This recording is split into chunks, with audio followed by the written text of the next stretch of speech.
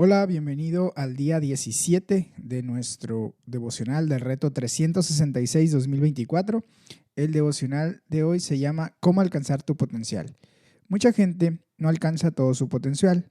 Podemos vernos tan atrapados en el día a día que no logremos abandonar los antiguos patrones y cambiar. No obstante, todos tenemos un deseo dado por Dios de vivir según nuestro máximo potencial. Quizá recuerdes esta famosa semblanza. Salomón Grundy, nacido en lunes, bautizado en martes, casado en miércoles, enfermado en jueves, empeorado en viernes, muerto en sábado, enterrado en domingo, y ese fue el fin de Salomón Grundy. Para algunas personas, así es como podría resumirse su vida, y sin embargo, todos sentimos en lo profundo que en la vida debe haber algo más que esto. En efecto, Jesús dice, sí que hay algo más. El potencial de cada ser humano es enorme. Jesús quiere que experimentes una vida altamente productiva. Desea que produzcas una cosecha que rindió 30 y 60 y hasta 100 veces más de lo que se había sembrado. Lo mínimo es una multiplicación de 30 veces. La clave para dicho potencial está en nuestra relación con Jesús. Una relación que puede ser tan íntima como la de un hermano o hermana o madre. Puedes llevar una vida de verdadero propósito que marque la diferencia para el mundo, y esto gracias a lo que recibas de él. Tu potencial no consiste en ser dirigido por la ambición ni el éxito. Se trata de reconocer quién eres en Dios. Al buscarlo a Él y llevar tu vida según sus propósitos, cosecharás mucho fruto. Cuanto más desarrolles el potencial dado por Dios, tanto más te confiará. Quiere que tengas una vida de abundancia. El potencial de Israel era muy grande. Dios se proponía que su pueblo no solo fuera bendecido, sino que también fuera de bendición para otras naciones. Tienes la oportunidad de vivir una vida de mayor bendición que aquellos mencionados en el Antiguo Testamento. Jesús dice, pero dichosos los ojos de ustedes porque ven y sus oídos porque oyen. Porque les aseguro que muchos profetas y otros justos anhelaron ver lo que ustedes ven, pero no lo vieron, y oír lo que ustedes oyen, pero no lo oyeron. Jesús advierte de que aunque hay un gran potencial, en cada uno de nosotros también hay trampas en el trayecto. ¿Cómo evitar las trampas de la vida y alcanzar tu potencial? Promueve la humildad. Salmos 10 del 1 al 11. En su libro Hallar la felicidad, pasos monásticos para una vida plena, Abbot Christopher Hamilton define el orgullo como autoimpotencia. Dice, la humildad es un enfoque sincero a la realidad de nuestra propia vida, que reconoce que no somos más importantes que los demás. En este salmo, el autor recorre un trayecto que va desde sentir que Dios está distante en momentos de angustia hasta comprender, como leeremos mañana, que Dios ciertamente ve la opresión y la violencia, oye el lamento de los afligidos y defiende a los huérfanos y los oprimidos. De hecho, el malvado es quien busca distanciarse. Tus juicios están lejos, muy lejos de su vista. Se consideran como más importantes que otros, en especial los pobres, a quienes atrapan y aplastan en su red. Estos versículos nos hablan de la trampa del orgullo y la insolencia. Cuando las cosas van bien, somos tentados a decir, nada me hará caer, siempre seré feliz, nunca tendré problemas. Podemos vernos tentados a sentir que no necesitamos a Dios. El malvado levanta insolente la nariz y no da lugar a Dios en sus pensamientos. Es fácil volvernos arrogantes y presumidos. Este salmo nos advierte en contra de eso, recordándonos nuestra necesidad de Dios. Señor, líbrame del orgullo, la arrogancia y la autoimportancia, que pueda buscarte con todo mi corazón, recordando que te necesito y que nunca me olvidarás. Procura la intimidad, basado en Mateo 12, 46 al 13, 17. Algunas sectas peligrosas han deformado las palabras de Jesús para enseñar que convertirse al cristianismo implica cortar toda relación con la familia. eso no solo es peligroso, sino que también es antibíblico. El quinto mandamiento dice: honra a tu padre y a tu madre. Éxodo 20:12. En el Nuevo Testamento se nos aclara: el que no provee para los suyos y sobre todo para los de su propia casa, ha negado la fe y es peor que un incrédulo. Primera de Timoteo 5:8. Aquí, no obstante, Jesús muestra que hay algo aún más importante que la relación con la familia. Tu llamado supremo es tener una relación íntima con Jesús, haciendo la voluntad del Padre. Jesús dice: porque cualquiera que hace la voluntad de mi Padre que está en el cielo, ese es mi hermano, mi hermana y mi madre. Sus palabras hablan de intimidad, permanencia y aceptación, una relación al nivel más profundo posible. Puedes gozar de esta sorprendente cercanía con Jesús. Esfuérzate por permanecer cerca de Él cada día y así desarrollarás tu potencial. Echa raíces.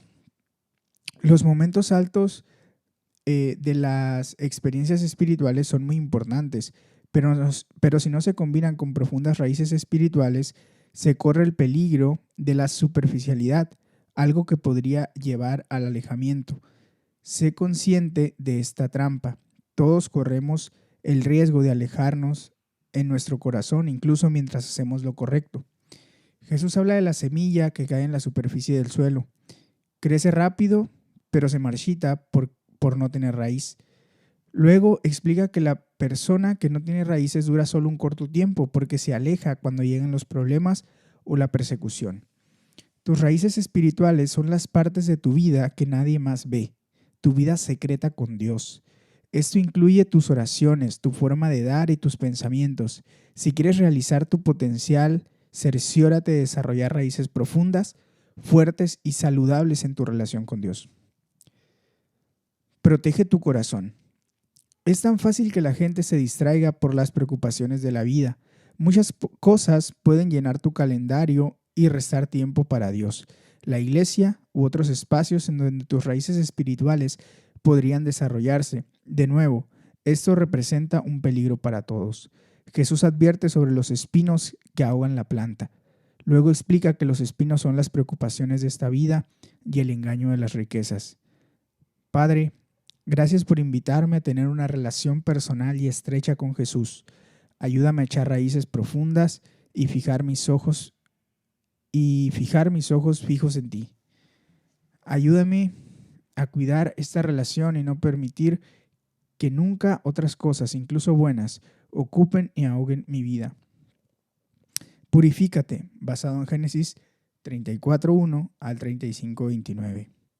En este pasaje encontramos una advertencia sobre el peligro de la escalada de la venganza. Un crimen terrible, la violación de Dina en Génesis 34:2, condujo a otro. La retribución no fue proporcional. Los del pueblo de Dios fueron a la ciudad donde los varones se encontraban desprevenidos y los mataron a todos. Se llevaron todos sus bienes y sus hijos y mujeres. El resultado fue un desastre. Jacob dice: me han provocado un problema muy serio. Los habitantes de este lugar me van a odiar. Si ellos se unen contra mí y me atacan, me matarán a mí y a toda mi familia, pues cuento con muy pocos hombres. Las acciones de Simeón y Leví son condenadas rotundamente debido a su violencia, ferocidad y crueldad. La venganza no fue una trampa para Simeón y Leví solamente. Una vez más, es una tentación para todos los seres humanos. Cuando nos ofenden, queremos venganza. En el Antiguo Testamento, la retribución se limitaba de forma proporcional, vida por vida, ojo por ojo, diente por diente.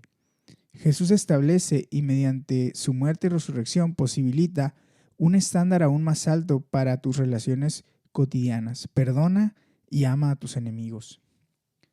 Joyce Meyer, que suele hablar del abuso que padeció cuando era niña, escribe: ¿alguna vez has sido, como Dina, una víctima inocente? Puedo asegurarte que aún en las peores circunstancias, Dios te concede la gracia para perdonar de modo que puedas seguir adelante con tu vida. Jacob dijo a su familia: desháganse de todos los dioses extraños que tengan con ustedes, purifíquense. Dios se apareció a Jacob, renombrándolo Israel, y dijo: Yo soy el Dios Todopoderoso, sé fecundo y multiplícate. De ti nacerá una nación y una comunidad de naciones. El potencial es enorme, como expresa Rick Warren. En el ministerio, la pureza en privado es la fuente del poder en público. Esto es cierto para todos nosotros, sea que nos desempeñemos en la familia, el trabajo o la comunidad de la iglesia. Si queremos tener un impacto poderoso para Cristo en el mundo, debemos ser gente de pureza. Señor, gracias porque el potencial en mi vida es enorme. Gracias por querer que tenga una vida altamente productiva, de verdadero propósito, que marque la diferencia para el mundo. Ayúdame a evitar las trampas y a alcanzar mi potencial. Que produzca una cosecha 30, 60 y aún 100 veces más de lo sembrado. Pipa añade: ¿Por qué te escondes en momentos de angustia? Salmo 10:1. Dios suele parecer distante y ausente cuando ocurren cosas difíciles, pero en Génesis 35:3 Jacob dice: Dios que me socorrió cuando estaba yo en peligro y que me ha acompañado en mi camino. Aunque en ocasiones sintamos que no está allí, Él está. Ha permanecido junto a nosotros donde quiera que hayamos estado. Salmo 10. ¿Por qué, Señor, te mantienes distante? ¿Por qué te escondes en momentos de angustia? Con arrogancia persigue el malvado al indefenso, pero quedará atrapado en sus propias artimañas. El malvado hace alarde de su propia codicia, alaba al ambicioso y menosprecia al Señor. El malvado, con su nariz en alto, no busca a Dios. No hay lugar para él en sus pensamientos. Todas sus empresas son siempre exitosas. Tan altas y alejadas de él están tus leyes, que se burla de todos sus enemigos. Y se dice a sí mismo: nada me hará caer jamás, nadie me hará daño. Llena está su boca de maldiciones, de mentiras y amenazas. Bajo su lengua esconde maldad y violencia. Se pone al acecho en las aldeas, se esconde en espera de sus víctimas y asesina en emboscada al inocente, cual león que acecha en su guarida, listo para atrapar al indefenso. Le cae encima y lo arrastra en su red, bajo el peso de su poder. Sus víctimas son abatidas y caen deshechas. Se dice a sí mismo: Dios se ha olvidado, se cubre el rostro, nunca ve nada. Mateo 12, versículo 46 dice: Mientras Jesús hablaba a la multitud, se presentaron su madre y sus hermanos. Se quedaron afuera y deseaban hablar con él. Alguien le dijo: Mira, tu madre y tus hermanos están afuera y quieren hablar contigo. ¿Quién es mi madre y quiénes son mis hermanos?, respondió Jesús. Señalando a sus discípulos, añadió: Aquí tienen a mi madre y a mis hermanos. Cualquiera que hace la voluntad de mi Padre que está en los cielos es mi hermano, mi hermana y mi madre. Mateo capítulo 13 dice: Ese mismo día salió Jesús de la casa y se sentó a la orilla del lago. La multitud que se reunió para verlo era tan grande que él tuvo que subir a una barca donde se sentó mientras toda la gente estaba de pie en la orilla. Y dijo en parábolas muchas cosas como estas. Un sembrador salió a sembrar. Mientras iba esparciendo las semillas, una parte cayó junto al camino. Llegaron los pájaros y se las comieron. Otra parte cayó en terreno pedregoso, sin mucha tierra. Esas semillas brotaron pronto porque la tierra no era profunda, pero cuando salió el sol, las plantas se marchitaron y por no tener raíz se secaron.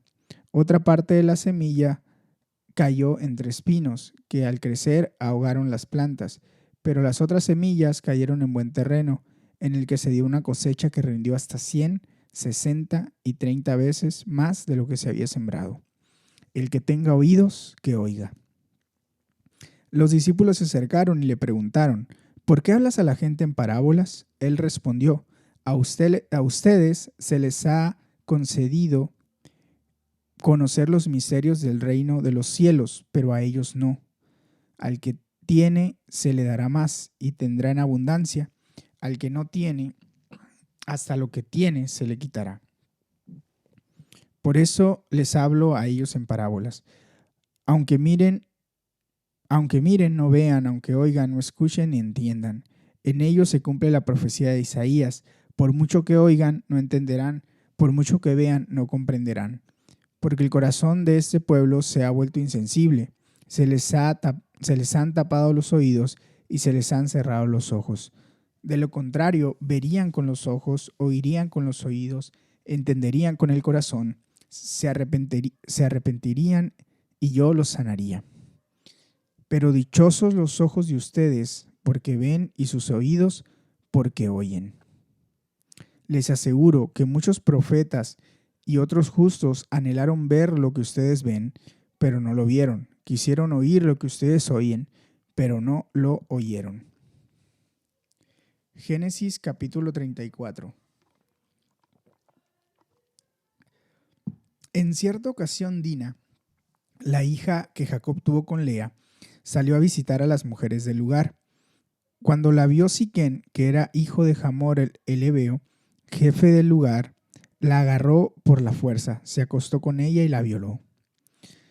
Pero luego se enamoró de ella y trató de ganarse su afecto. Entonces dijo a su padre: consígueme a esta muchacha para que sea mi esposa. Jacob se enteró de que Siquén había deshonrado a su hija Dina, pero como sus hijos estaban en el campo cuidando el ganado, no dijo nada hasta que ellos regresaron. Mientras tanto, Hamor, el padre de Siquén, salió en busca de Jacob para hablar con él. Cuando los hijos de Jacob volvieron del campo y se enteraron de lo sucedido, quedaron muy dolidos, a la vez llenos de ira. Siquén había cometido una ofensa muy grande contra Israel al acostarse con su hija. Era algo que nunca debió haber hecho. Pero Hamor les dijo: mi hijo Siquén está enamorado de la hermana de ustedes. Por favor, permitan que ella se case con él. Háganse parientes nuestros. Intercambiemos nuestras hijas en casamiento. Así ustedes podrán vivir contra nosotros y el país quedará a su disposición para que lo habiten, hagan negocios y adquieran terrenos. Siquén, por su parte, dijo al padre y a los hermanos de Dina: si ustedes me hallan digno de su favor, yo les daré lo que me pidan. Pueden pedirme cuanta dote quieran y exigirme muchos regalos, pero permitan que la muchacha se case conmigo. Sin embargo, por el hecho de que su hermana Dina había sido deshonrada, los hijos de Jacob respondieron con engaños a Siquén y a su padre Hamor. Nosotros no podemos hacer algo así, le explicaron. Sería una vergüenza para todos nosotros entregarle nuestra hermana a un hombre que no está circuncidado. Solo aceptaremos con esta condición: que todos los varones entre ustedes se circunciden para que sean como nosotros. Entonces, sí intercambiaremos nuestras hijas con las de ustedes en casamiento y viviremos entre ustedes y formaremos un solo pueblo. Pero si no aceptan nuestra condición de circuncidarse, nos llevaremos a nuestra hermana y nos iremos de aquí. Hamor y Siquén estuvieron de acuerdo con la propuesta, y tan enamorado estaba Siquén de la hija de Jacob que no demoró en circuncidarse. Como Siquén era el hombre más respetado en la familia, su padre Hamor lo acompañó hasta la entrada de la ciudad y ahí hablaron con todos sus conciudadanos. Les dijeron: estos hombres se han portado como amigos. Dejen que se establezcan en nuestro país y que lleven a cabo sus negocios aquí, ya que hay suficiente espacio para ellos. Además, nosotros nos podremos casar con sus hijas y ellos con las nuestras. Pero ellos aceptan quedarse entre nosotros y formar un solo pueblo con una sola condición: que todos nuestros varones se circunciden como lo hacen ellos. Aceptemos su condición para que se queden a vivir entre nosotros. De esta manera su ganado, sus propiedades y todos sus animales serán nuestros.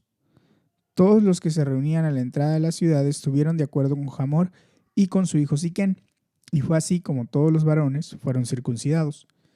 Al tercer día, cuando los varones todavía estaban muy adoloridos, dos de los hijos de Jacob, Simeón y Leví, hermanos de Dina, empuñaron cada uno su espada y fueron a la ciudad, donde los varones se encontraban desprevenidos, y los mataron a todos.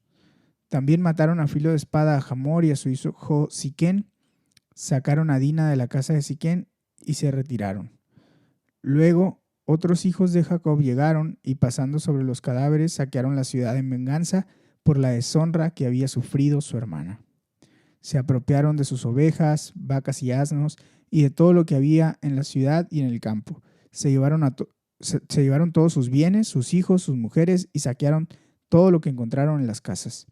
Entonces Jacob dijo a Simeón y Leví: me han provocado un problema muy serio. De ahora en adelante los cananeos y fereceos, habitantes de este lugar, me van a odiar. Si ellos se unen contra mí y me atacan, me matarán a mí y a toda mi familia, pues cuento con muy pocos hombres. Pero ellos replicaron: ¿acaso podríamos dejar que él tratara a nuestra hermana como una prostituta? Génesis 35. Dios dijo a Jacob: sube a Betel y quédate a vivir ahí. Erige allí un altar al Dios que se te apareció cuando escapabas de tu hermano Esaú. Entonces Jacob dijo a su familia y a quienes lo acompañaban: desháganse de todos los dioses extraños que tengan con ustedes, purifíquense y cámbiense de ropa. Subamos a Betel. Ahí construiremos un altar al Dios que me socorrió cuando estaba yo en peligro y que me ha acompañado en mi camino. Así que entregaron a Jacob todos los dioses extraños que tenían, junto con los aretes que llevaban en las orejas, y Jacob los enterró a la sombra de la encina que estaba cerca de Siquén. Cuando partieron, nadie persiguió a la familia de Jacob, porque un terror divino se apoderó de las ciudades vecinas. Fue así como Jacob y quienes los acompañaban llegaron a Luz, es decir, Betel, en la tierra de Canaán. Erigió un altar y llamó a ese lugar El Betel, porque allí se le había revelado Dios cuando escapaba de su hermano Esaú. Por esos días murió Débora, la nodriza de Rebeca, y la sepultaron a la sombra de un árbol de roble que se encuentra cerca de Betel. Por eso Jacob llamó a ese lugar Elón Bacut. Cuando Jacob regresó de Padán Aram, Dios se le apareció otra vez y lo bendijo con estas palabras: tu nombre es Jacob, pero ya no te llamarás así. De aquí en adelante te llamarás Israel. Y en efecto, ese fue el nombre que le puso. Luego Dios añadió: yo soy el Dios Todopoderoso, sé fecundo y multiplícate. De ti nacerá una nación y una comunidad de naciones, y habrá reyes entre tus descendientes. La tierra que di a Abraham y a Isaac te la doy a ti y a tus descendientes. Y Dios se retiró del lugar donde había hablado con Jacob. Jacob erigió una piedra como un monumento en el lugar donde Dios le había hablado. Vertió sobre ella una ofrenda líquida, la ungió con aceite y al lugar donde Dios le había hablado lo llamó Betel. Después partieron de Betel. Cuando estaban a cierta distancia de Efrata, Raquel dio a luz, pero tuvo un parto muy difícil. En el momento más difícil del parto, la partera le dijo: no temas, estás por tener otro varón.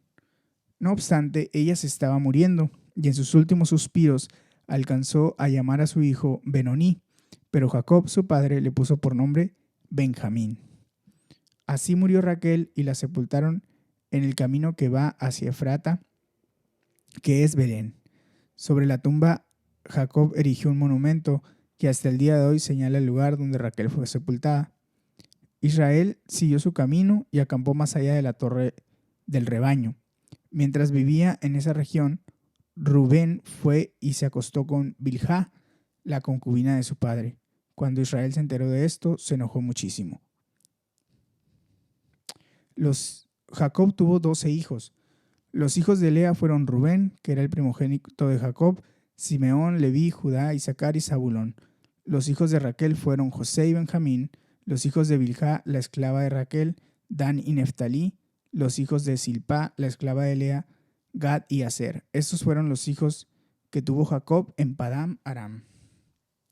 Jacob volvió a la casa de su padre Isaac en Mamré, cerca de Kiriat Arba, es decir, Hebrón, donde también había vivido Abraham e Isaac. Isaac tenía 180 años cuando se reunió con sus antepasados. Era muy anciano cuando murió. Le sepultaron sus hijos, Esaú y Jacob. Hasta aquí llega la lectura de hoy. Espero que sea de bendición para tu vida. Recuerda que puedes tomar un tiempo personal para orar o meditar en la palabra. Dios te bendiga.